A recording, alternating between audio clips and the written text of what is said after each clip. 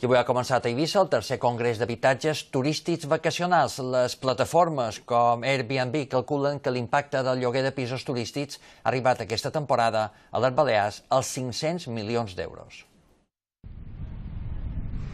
El lloguer vacacional és un fenomen global que s'ha fet possible gràcies a les tecnologies digitals.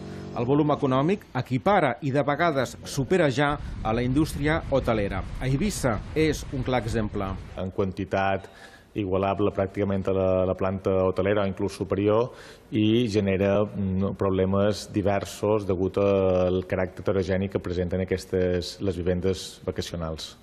No existeix normativa europea que reguli el lloguer vacacional. El govern espanyol es mostra preocupat bàsicament pels aspectes fiscal i de seguretat.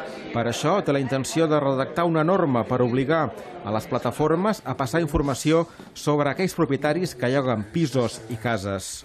El cumplimiento de las obligaciones fiscales también por parte de los usuarios o de los proveedores de viviendas de uso turísticos.